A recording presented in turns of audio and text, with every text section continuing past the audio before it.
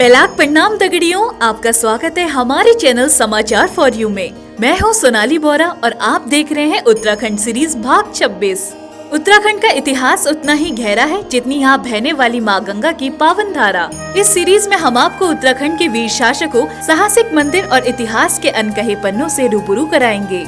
आइए हम मिलकर उत्तराखंड की इस गौरवशाली धरती की कहानियों और विरासत को जाने और महसूस करें। उत्तराखंड सिर्फ अपनी प्राकृतिक सुंदरता के लिए नहीं बल्कि वीर शासकों और गौरवशाली राजवंशों के लिए भी जाना जाता है। उत्तराखंड की इस पावन भूमि ने ऐसे वीर शासक और शक्तिशाली राजवंश भी देखे हैं जिन्होंने सदियों तक यहाँ की राजनीति, संस्कृति और समाज को दिशा दी। इन्हीं गौरवशाली राजवंशों में से एक है कुमाऊं का चंद वंश। एक ऐसा राजवंश जिसने लगभग 700 वर्ष तक कुमाऊं पर शासन किया और इस क्षेत्र को एक संगठित, मजबूत और सांस्कृतिक पहचान दी।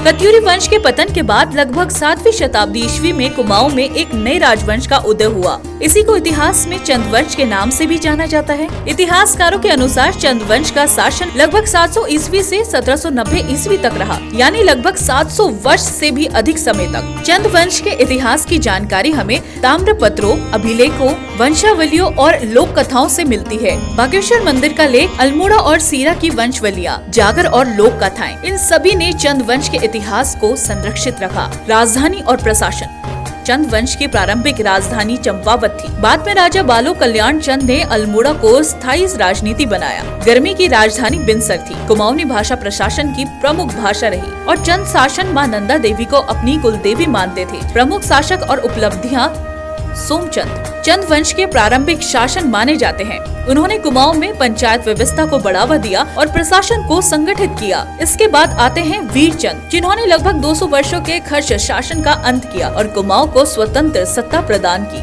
अक्षय चंद पहले ऐसे शासक थे जिसके शासन के ठोस ऐतिहासिक प्रमाण उपलब्ध हैं। चंद वंश का सबसे शक्तिशाली राजा माना जाता है गरुड़ ज्ञानचंद, जिन्होंने दिल्ली के सुल्तान फिरोज शाह तुगलक से भेंट की और कुमाऊं की शक्ति को राष्ट्रीय स्तर पर स्थापित किया।